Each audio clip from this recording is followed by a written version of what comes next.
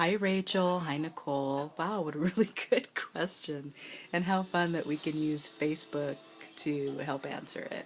So basically what the term Creole refers to, and we're talking about Creole people of Louisiana, for example, which is where my mom's family all comes from. The Creole people of Louisiana represent a racial mixing that created its own culture.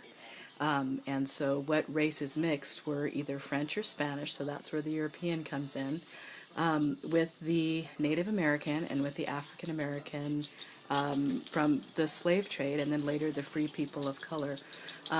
Creole comes from the term in Spanish criollo, which means native born, so there's a lot of arguments about are Creoles white? Are Creoles not white? Are Creoles people of color? But when we refer to Creoles, we refer to people of color. So, like my mom's people, for example, are Cajun. They are French Creole. Cajun are people that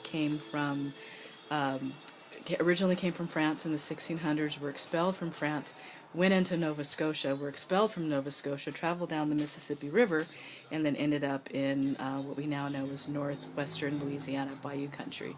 So that's where the Cajuns come from. And the Creoles is very different. Not a lot of Cajuns and Creoles mixed. A lot of them did, and people really don't like to talk about that either. But in my family's case, they did. And so my family's also French Canadian, Métis Indian, French directly from France.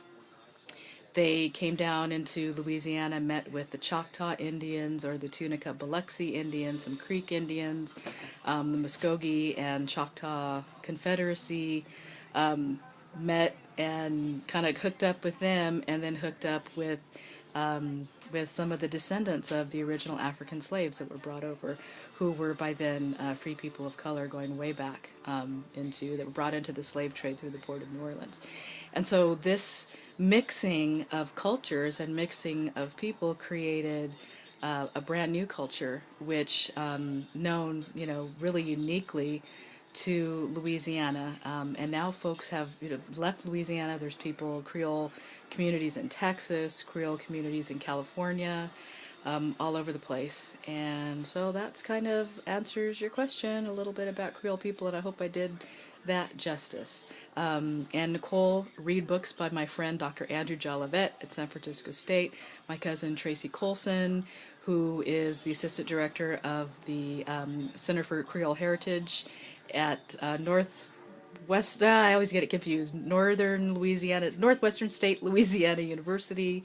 Those are folks that are doing that work. Tracy's mom, my cousin Jeanette Colson, is also doing that work. Rain Gomez, the amazing Creole Choctaw poet and amazing friend and relative, Rain Gomez. So there's a lot of people doing that work. So look them up, engage with them, and keep listening to that music. And one of these days when you guys come down, I'll make you some gumbo, okay?